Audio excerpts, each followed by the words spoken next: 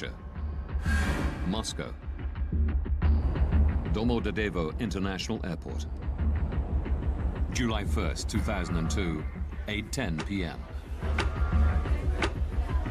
45 Russian schoolchildren wait to board a flight to Barcelona. It's their reward for doing well at school. Among them is 11-year-old Artur Hamatov. At the start of the school year, we agreed that if he finished with top grades, then he could go with the group. When I came back from work one evening, he came up to me and showed me his school report card and said, "Dad, look, I kept my word." And he looked at me with a question in his eyes, and I said, "Good, I promise you can go."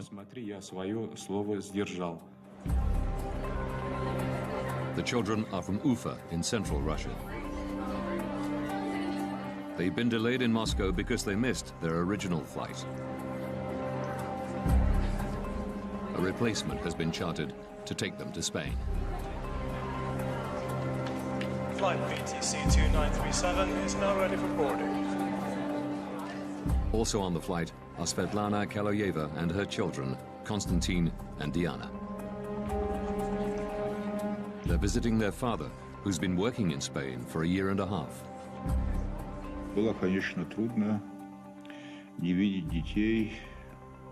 I spoke to them on the phone every day, which made my stay easier.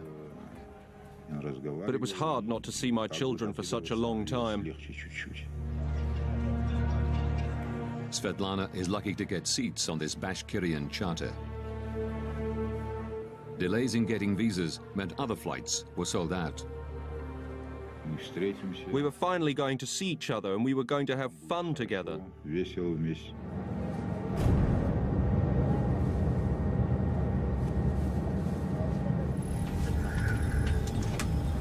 The crew complete final preparations. Дамы и господа, вас приветствует капитан корабля. Добро пожаловать на борт башкирских авиалиний.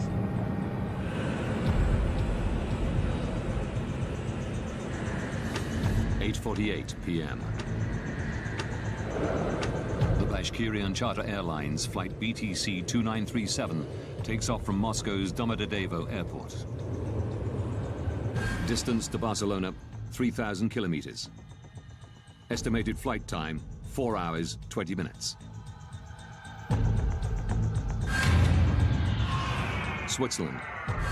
Zurich Area Control Center. 11 p.m. 35-year-old Danish-born air traffic controller Peter Nielsen is working the night shift. He and one other controller are managing a sector of airspace above eastern Switzerland and part of southwestern Germany. By day, this is one of the busiest crossroads in Europe. But at night, traffic slows down to a trickle, with only a few planes at any given time. Peter Nielsen's colleague goes on a break. Nielsen is solely responsible for all Zurich area airspace. He sets one radar for traffic passing through his sector, and the other for planes coming into land at nearby Friedrichshafen Airport. But after 11 p.m., there are no scheduled landings. Nielsen can concentrate exclusively on passing traffic.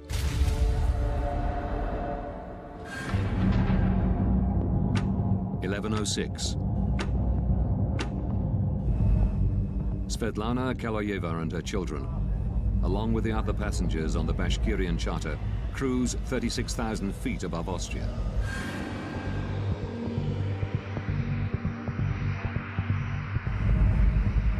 They're scheduled to arrive in Barcelona in just over 2 hours.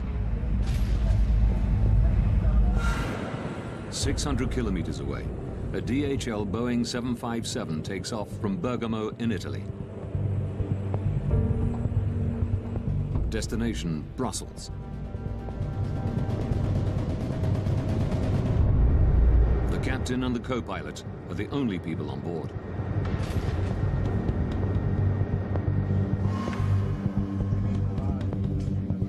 maintenance engineers arrive in Nielsen's control room. So you will be working from the backup, okay? They've come to service the main radar.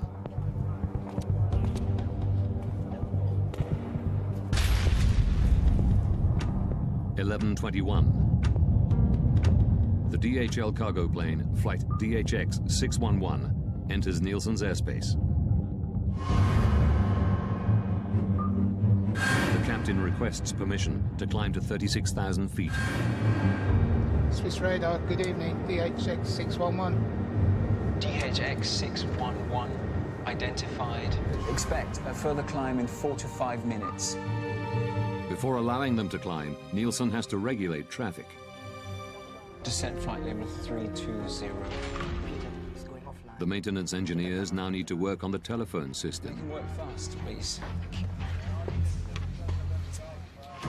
11:25 p.m. An unexpected plane is approaching Friedrichshafen.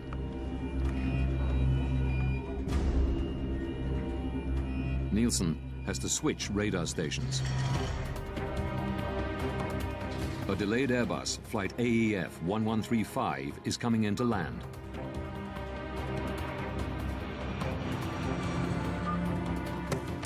He calls the airport's control tower to let them know.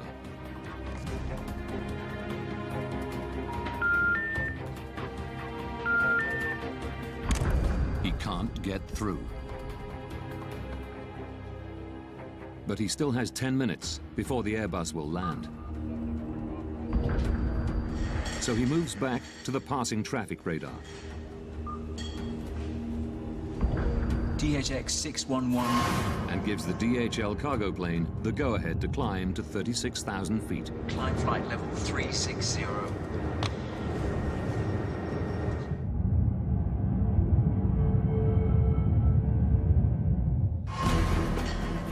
Nielsen then returns to the Airbus and calls Friedrichshafen Airport again.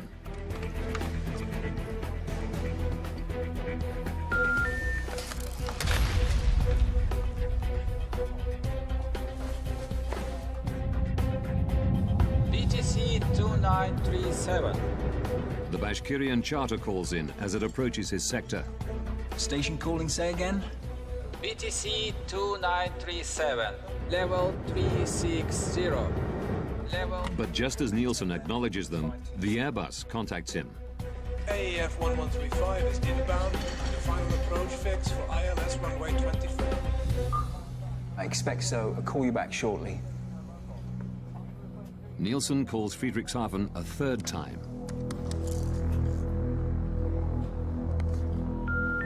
Die gewünschte Verbindung ist nicht möglich.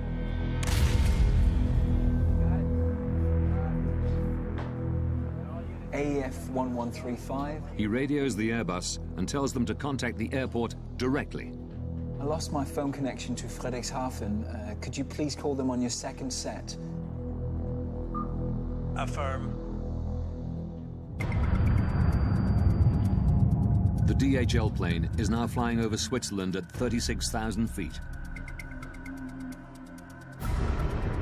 Suddenly, its onboard traffic collision avoidance system, TCAS, sounds an alert. Traffic. At exactly the same time, the Bashkirian plane's TCAS system also squawks.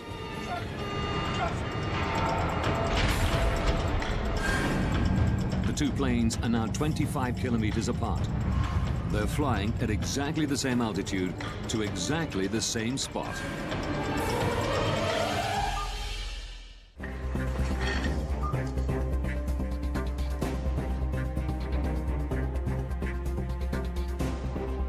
Peter Nielsen suddenly realizes he has an urgent problem. BTC 2937. He immediately tells the Russian pilots to descend. Descent flight level 350. Expedite, I have crossing traffic. Seconds later, their TCAS system says the exact opposite. Climb. Es ist klein. He's getting us down. Climb. At the same time, the DHL's TCAS tells it to descend. Descend.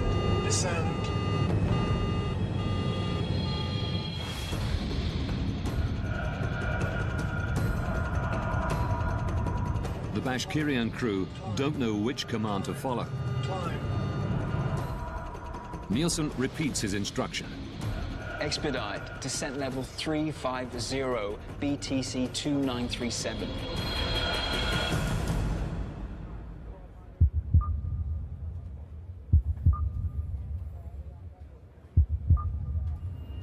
When he sees that they followed his orders, Nielsen tells them that the DHL plane is approaching from their right-hand side.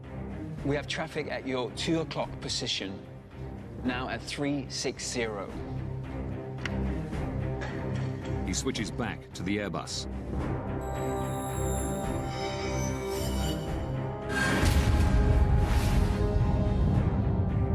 In the Bashkirian charter, the crew are looking for the DHL plane. The two aircraft are now just over 5 kilometers apart. They are both in descent, closing at a rate of 1,300 kilometers per hour, faster than the speed of sound. It's here, descent! Stay on the left. Descend hard, descend!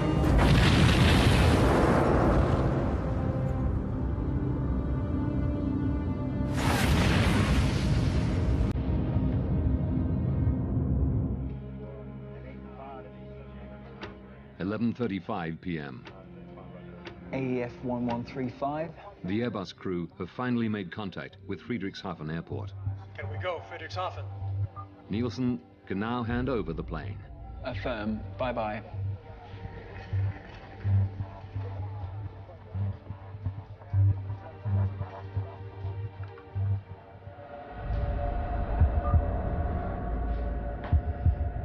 BTC 2937. BTC 2937.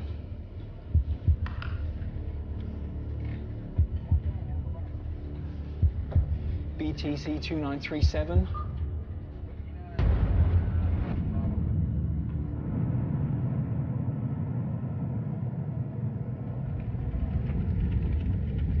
Burning wreckage falls from the sky near Überlingen, Germany.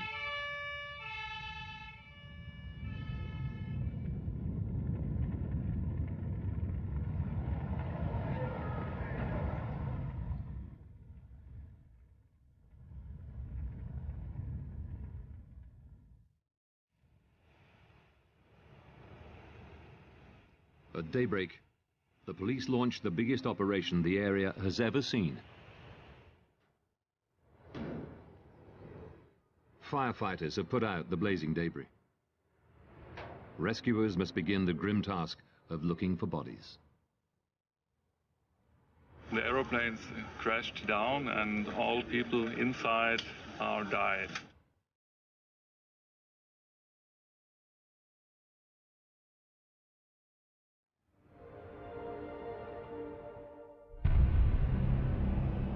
Within days, the victims' families arrive at the scene. Among them is Zulfat Hamatov, father of 11-year-old Artur. Через 2 дня мы полетели в Германию. Это был шок, мы все были в шоке. It was a shock. Many parents were fainting when we saw the broken plane wings, the broken tail. We still hoped that these children would run in, appear from somewhere, and probably every parent believed in some miracle. Vitaly Kaloyev flies in from Barcelona, holding out for news that his wife and children were not on the flight. One has to be certain. Maybe it was not my aircraft that crashed. Maybe something else had happened. Who can know without proof? Investigators confirm his worst fears. 71 people on board the two planes are now confirmed dead. It is the worst civilian aircraft accident that Germany has ever seen. In an industry protected by multiple and highly advanced safety systems, how could this happen? Now, by rewinding the events of that day, and by going deep into the investigation, Traffic. we can reveal the calamitous chain of events that brought two planes to exactly the same spot at exactly the same time. Investigators from the BFU, Germany's Federal Bureau of Aircraft Accident Investigation, are called to the scene. Jens Friedemann is put in charge of the crash site. Die Untersuchung eines Flugunfalls. The investigation of an air accident is like a forensic investigation, a crime scene. One wants to establish the facts. An einem crime scene. Wir beginnen At the accident site, we start in total chaos. There's wreckage lying around everywhere. Chaos. Also da liegen viele Wrackteile.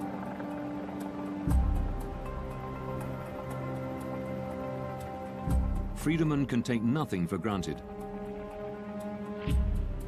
Not even that the two planes collided. Das waren zwei Flugzeuge unterwegs. Two aircraft were in the air. Whether they had collided or just flown past each other too close and lost control, or something like that, we just didn't know. Verloren wurde oder so etwas, das wussten wir natürlich nicht. Without the black boxes, Friedemann must try to work out what happened by examining the shattered fragments of wreckage. Key pieces are brought to a specialized storage facility in northern Germany.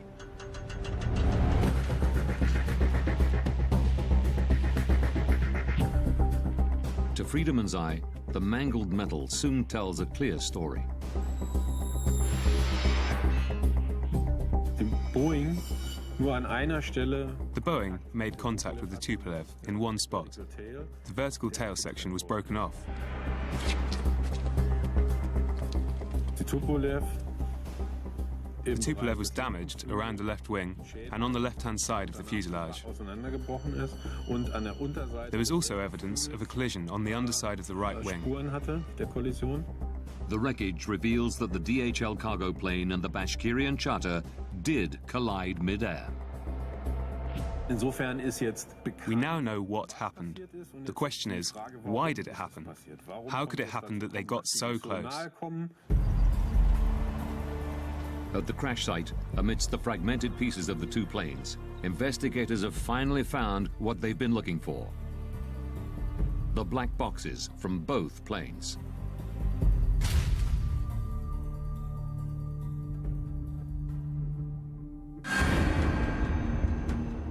This was very important for us as accident investigators. The BFU's Johann Reuss joins the investigation.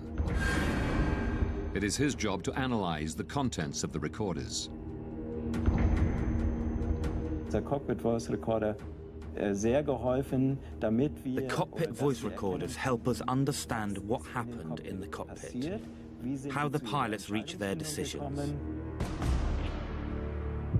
Reuss begins by examining the pilot's traffic collision avoidance system, TCAS.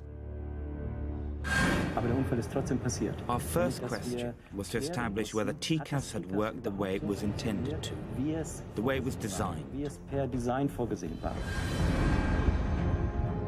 TCAS builds a three-dimensional map around an aircraft using its altitude, speed, and heading. All planes fitted with TCAS constantly transmit this information to each other. If planes get too close to one another, TCAS warns the pilots. Traffic. And if necessary, gives them what is called a resolution advisory. Descend.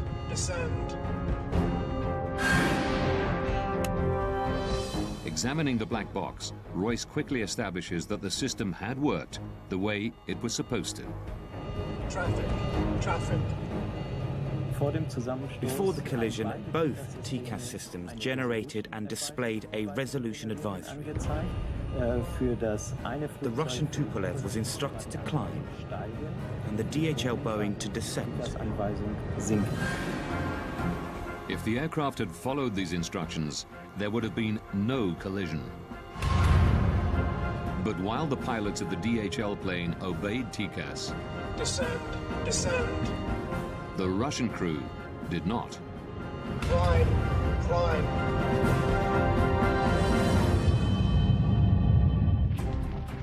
Experts from the United States are headed to the scene of the deadly mid-air collision of two aircraft in southern Germany. The Überlingen mid-air collision is now world news. The media are speculating freely and looking for someone to blame. The pilot of the Russian plane is said to have ignored repeated instructions from air traffic controllers. Why did the TCAS device meant to avoid collisions, in this case maybe help cause one? And why didn't the Russian plane descend when first ordered? A language problem? Controller commands are always in English. Black box recordings quickly eliminate one theory. Zurich, good evening. BTC 2937, level 360. Wir haben mit diesem Cockpit Voice Recorder With the cockpit voice recorder, we were able to establish that language was not the problem. The Russian crew understood English perfectly well. But the recorders reveal a surprising fact. Climb, climb. This is climb. He's guiding us down. We noticed that there was an instruction from the air traffic controller. BTC 2937, descent flight level 350.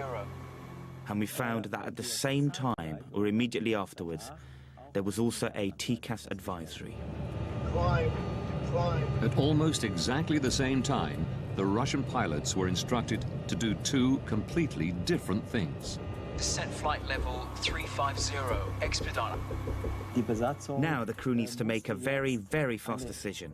What do they do next? And we discovered that the crew had extreme difficulty making this decision. But it should have been straightforward. The two planes were flying over Germany, and European regulations clearly state that TCAS has priority over air traffic controllers. For me, there was absolutely no explanation why something like this would happen.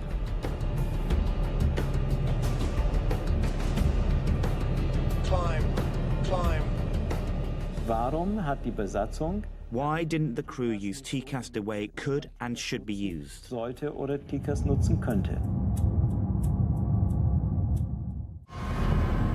By April 2001, TCAS was mandatory in most of the world.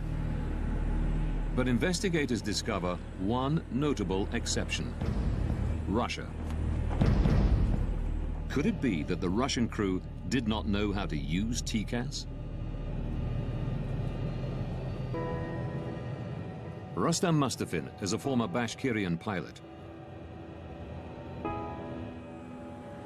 He confirms that even though not standard for domestic flights, planes flying overseas were specially fitted with TCAS.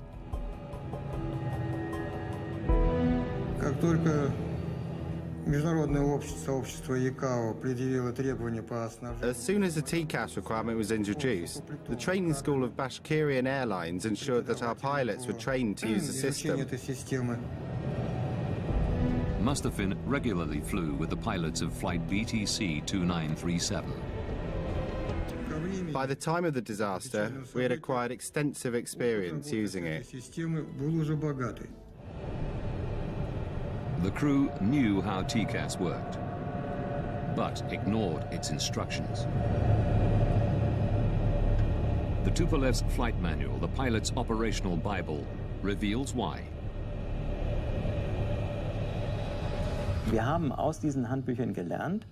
We learned from these manuals that the orders from air traffic control always have a higher priority. The operations manual at the time stated that the air traffic control command was to be given precedence over TCAS in the event of the system issuing an alert. It said that the air traffic control had the final authority. Contrary to European regulations, the Russian crew were trained to use TCAS only as an advisory system and could choose to follow the controller's instructions if they wanted.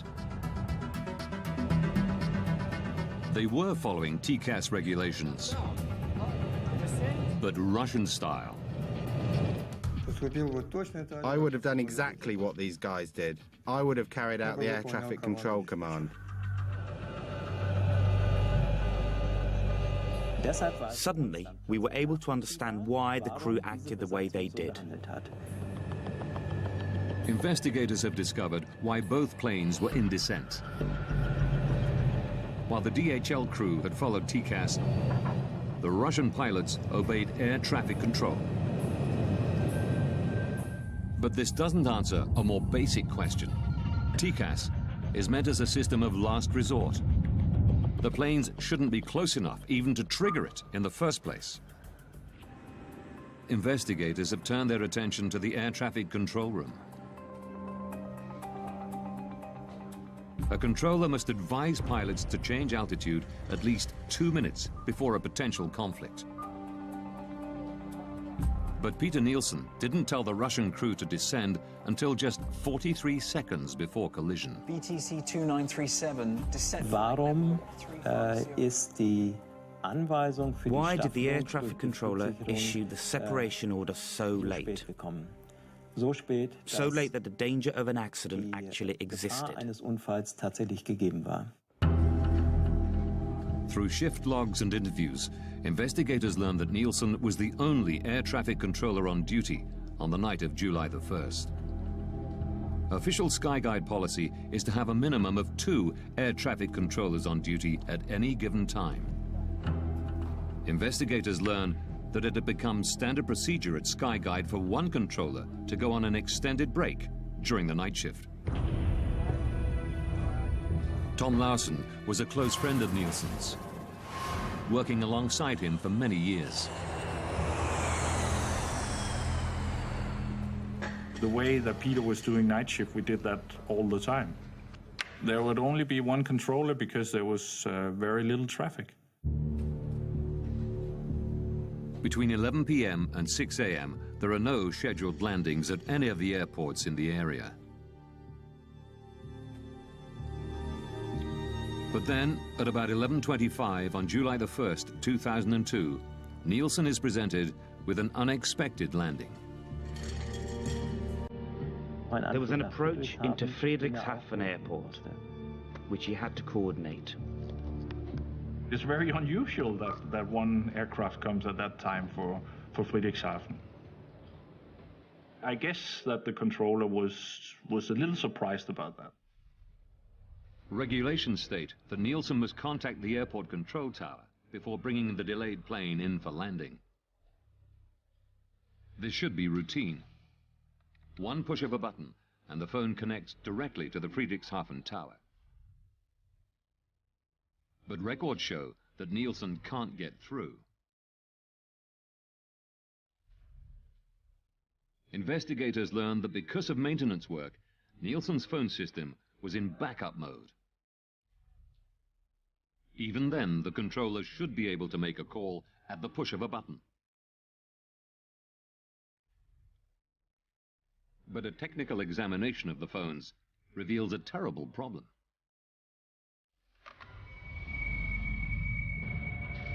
Dieses Backup, was als zusätzliche Verbindung noch The backup, which should have been there as an additional link, was not working that evening. Phone communication was not possible due to a technical problem.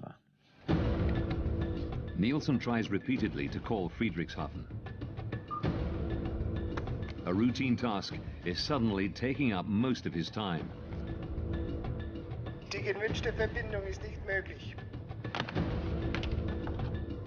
War mehr beschäftigt? He was busier than would normally have been the case because he had no way of making phone calls. He had to look for alternate solutions. He had to look for other ways to communicate. I lost my phone connection to Friedrichshafen. Could you please call them on your second set? Preoccupied with handing over the delayed Airbus, Nielsen ignores the passing traffic. It was like 5 minutes that he was focused on that problem. So that took his vigilance away from what was going on the screen, on the radar screen. But his radar has an emergency function that should alert him of the impending danger. Short-term conflict alert, or STCA. Short-term conflict alert is another system like, it's similar to TCAS, just a ground-based system that helps us on the radar if we miss a conflict.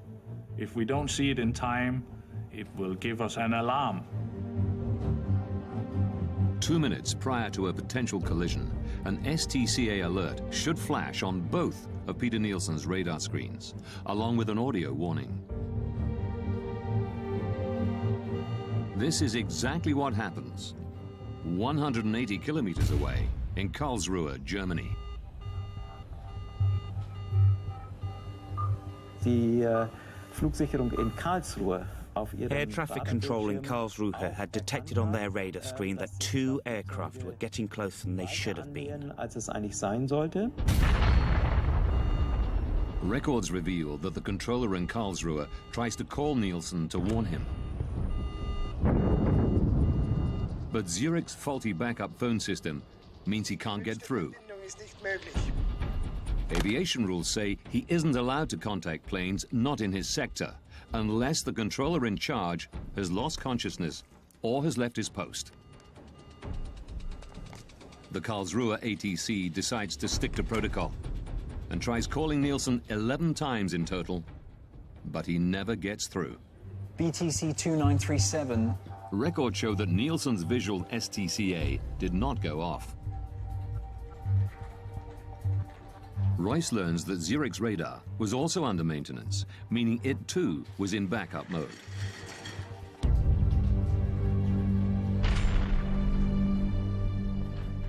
Durch die geplanten Arbeiten an dem The planned maintenance work on the radar system meant that not all the functions present during normal operations were actually available. In backup mode, there is one particular emergency feature which Nielsen does not have. The visual STCA alarm. It's the final piece of the puzzle to explain why Nielsen didn't order the Russian plane to descend until a mere 43 seconds before collision.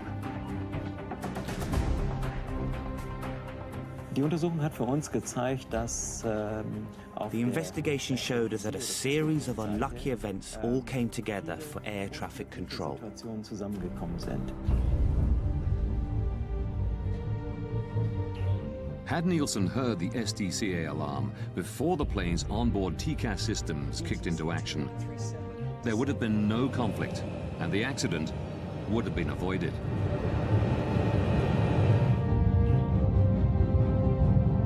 But then, one final twist. 19 seconds before collision, Peter Nielsen tells the Russian pilots that the DHL plane is approaching from their right-hand side. We have traffic at your 2 o'clock position, now at 360. Where is it? It is actually approaching from the left, the 10 o'clock position.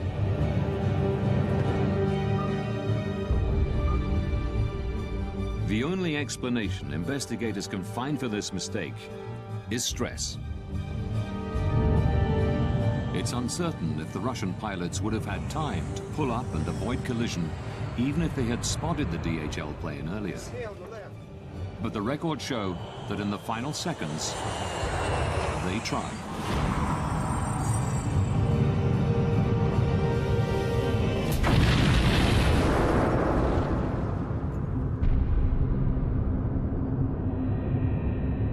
Upon impact, the Bashkirian charter breaks into 4 pieces. Without its tail fin, the DHL cargo plane spins uncontrollably to the ground.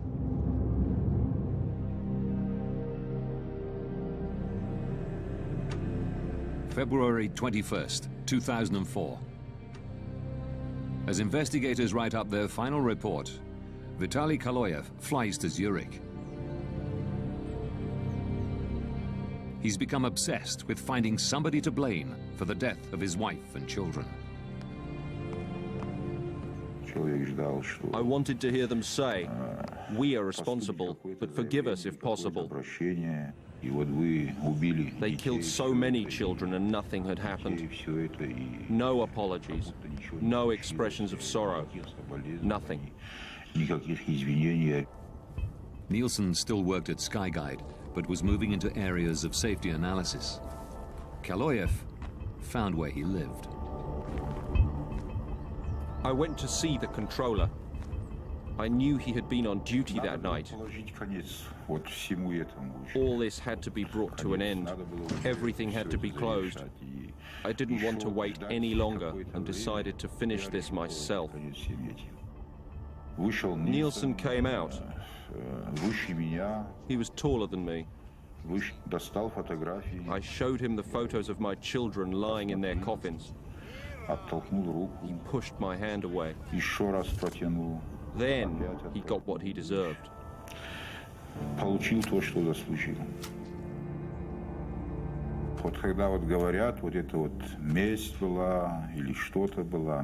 You know, some say it was revenge, but revenge is something insignificant.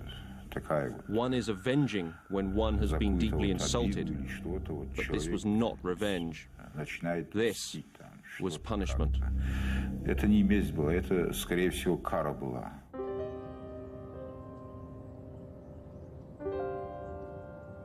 In Switzerland, a man has been arrested in connection with the killing of an air traffic controller who'd been on duty when two planes collided 2 years ago. Hunted down and stabbed to death in front of his family. Murdered for a fatal mistake. Peter Nielsen was 36 years old. He and his wife had 3 children. After his arrest, Vitaly Kaloyev is held in a psychiatric institution, while the court decides whether he's mentally fit to stand trial. Kaloyev is convicted of premeditated killing and sentenced to 8 years in a Swiss prison. In November 2007, he's released after an appeal determines that he had acted with diminished responsibility because of the deaths of his wife and 2 children. Vitaly Kaloyev is unrepentant about his actions.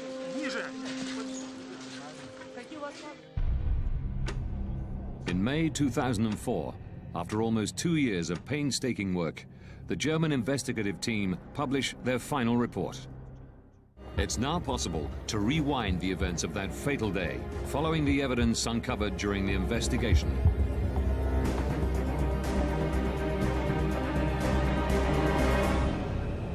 July 1st, 2002. 8:48 p.m. 2 hours, 47 minutes from disaster. A Bashkirian Airlines charter takes off from Moscow's Domodedovo airport. 20 minutes from disaster. At the Zurich Area Control Center, 2 air traffic controllers are on duty. One goes on a break.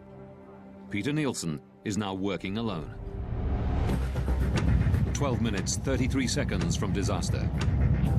A DHL cargo plane enters Nielsen's airspace and requests permission to climb to 36,000 feet. 9 minutes, 49 seconds from disaster. A delayed Airbus is coming in to land at Friedrichshafen Airport. Nielsen tries to call the airport to hand over the flight. But his phone system is in backup mode due to maintenance, and the backup system has a fault. 5 minutes, 21 seconds from disaster. The Bashkirian charter radios Nielsen. It's flying at 36,000 feet and is about to enter his airspace. Good evening, PTC 2937. 2 minutes from disaster. The Bashkirian and DHL planes are now at the same altitude, less than 44 kilometers apart, closing in on each other faster than the speed of sound. The Short-Term Conflict Alert, or STCA, should now warn Nielsen of the impending collision. But his radar is also in backup mode, so the STCA is not fully functioning. 43 seconds from disaster. Nielsen finally notices that the 2 planes are on a collision course. He immediately tells the Russian pilots to descend. Descent flight level 350. Seconds later, TCAS goes off in both planes. It tells the DHL pilots to descend. Descend, descend. And the Russian crew to climb. Climb. He's guiding us down. Nielsen is unaware that both planes have been issued advisories. He repeats his instructions to the Russian pilots. 2937. Descent flight level 4. Russian guidelines allow pilots to make their own decisions in such conflict situations. Here, they follow Nielsen's command. Both planes are now in descent. 19 seconds from disaster. Nielsen believes the conflict is resolved. But before signing off, he tells the Russian crew that the DHL plane is approaching from the right. In fact, it's approaching from the left. 3 seconds from disaster. The Russian crew have spotted the DHL plane. They pull up, but it's too late. Descend hard, descend!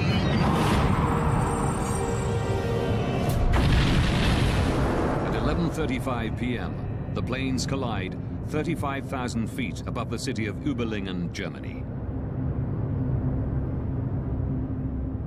All 71 people on board the two planes die.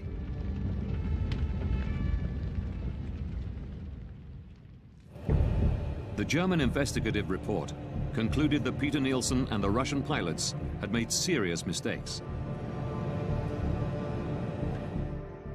But the primary cause of the accident was negligence on the part of Skyguide. In May 2004, immediately after the BFU report is published, at a press conference in Zurich, the CEO of Skyguide, Alain Rossier, issues a formal apology. Es sind auch bei uns Fehler gemacht worden und wir We too have made mistakes, and we most deeply regret this. We take responsibility, as outlined in the German investigation report.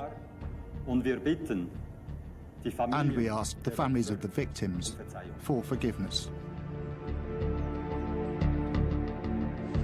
In September 2007, a Swiss court finds 4 Skyguide employees guilty of negligent homicide. 3 managers who tolerated the single controller policy are given 1-year suspended jail sentences. The project leader overseeing the maintenance work on the night of the collision is fined 13,500 Swiss francs, roughly $11,000. Following recommendations from the German investigative team, Skyguide implements a variety of procedural changes. They now ensure there are always 2 controllers on duty, even during the quiet night shift. Nobody will ever find themselves in Peter Nielsen's position again. Investigators also recommend that international and regional TCAS regulations be standardized, along with aircraft operations manuals. TCAS must have ultimate priority over air traffic control. One cannot say with 100% certainty that this kind of event will never happen again. But we are very confident that we were able to make a significant contribution to preventing the repetition of an event like this.